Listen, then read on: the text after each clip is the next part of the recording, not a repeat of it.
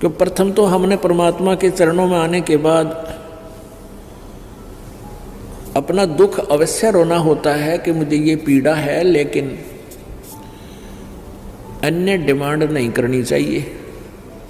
जैसे डॉक्टर के पास हम जाते हैं, उसके पास अंडर ट्रीटमेंट होते हैं, तो डॉक्टर को हम अपना दुख तो हम बता सकते हैं कि जी यहाँ पीड़ा है, ऐसा दर्द है, ये तकलीफ है।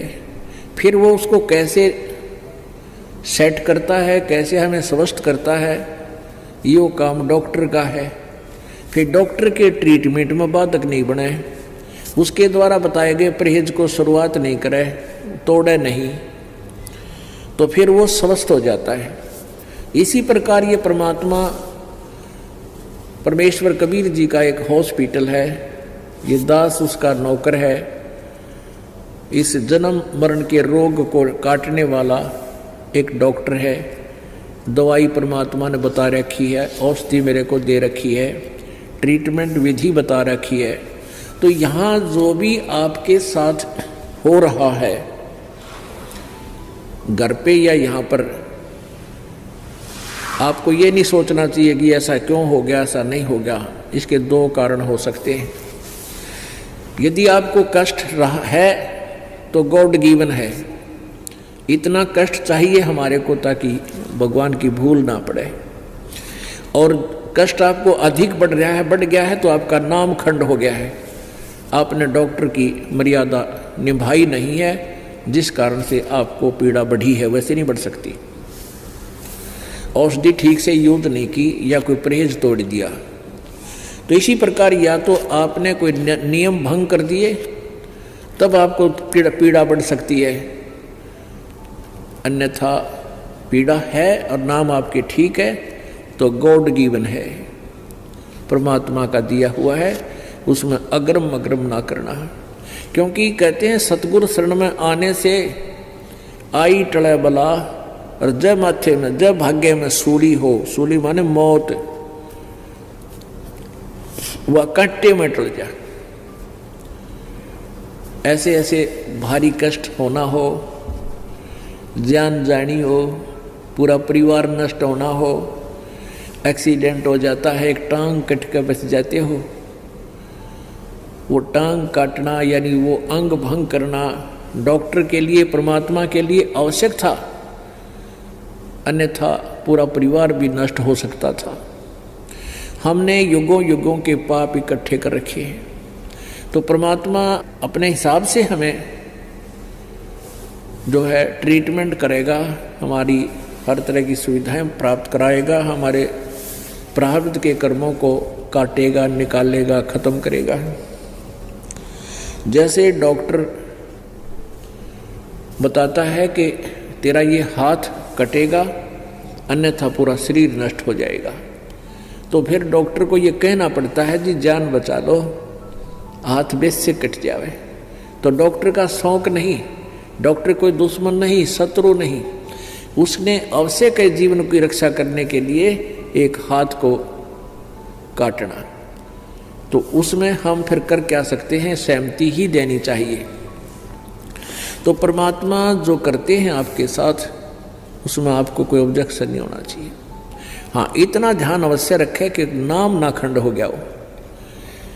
नाम खंड होने से क्या होता है कि जैसे पहले तो जैसे जिसने बिजली का कनेक्शन ना ले रखा, तो वो क्या करता है, आटा भी हाथ से पीसे, पशुओं के लिए चारा भी हाथ से काटते थे, ऐसे मशीन व गोल गोल चक्कर की, और जल भी हाथ से निकालते थे, दूध भी हाथ से बिलोते थे, रड़कते थे।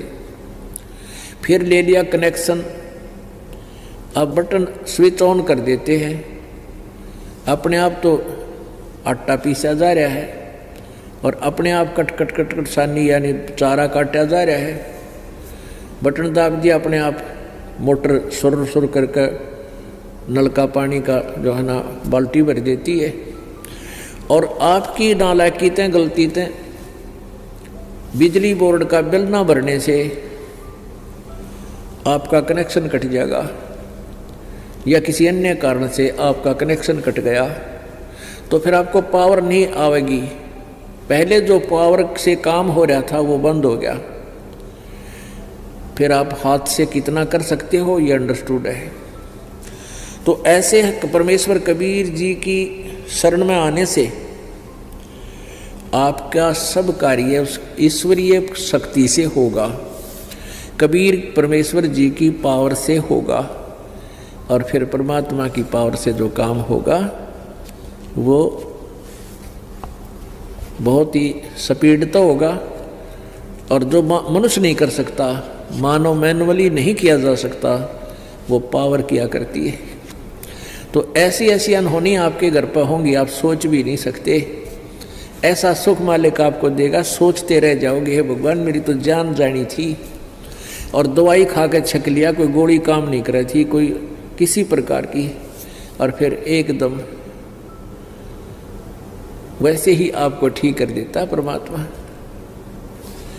तो पुण्यात्माओं कहते हैं ना जाने के उस सतगुरु के शरण में आने से अगर फिर भी कोई आपत्ति आती है तो ना जाने के बला टाली है भगवान ने।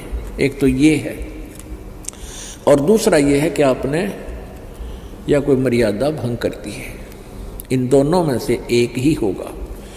तो इसलिए कोशिश रखें कि नाम भंग ना हो। मर्यादा भंग होने से बहुत हानि हो जाती है, काल का दाव लग जाता है। परमात्मा कहते हैं जब लग हंसा हमरी आना और काल लगे ली तेरा बाणा। आय हाय, कितनी प्यारी बात कही है। कबीर परमेश्वर कहते हैं उस काल को कहा था जो यहाँ का मालिक है, ब्रह्म है, जो हमें यहाँ दुखी कर रहा है, पीड़ रहा है, गुमराह करके फंसा रखा है,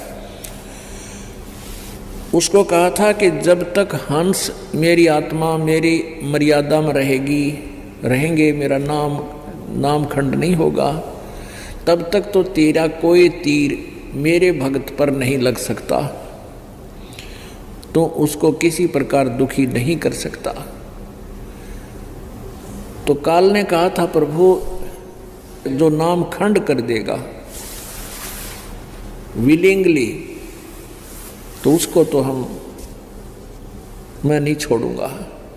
तो परमात्मा ने कहा था भी जब लग हंसा हमरी आना और काल लगे दी तेरा बाना। कहे कबीर सुनो धर्मराया, हम संखों हंसा पद पर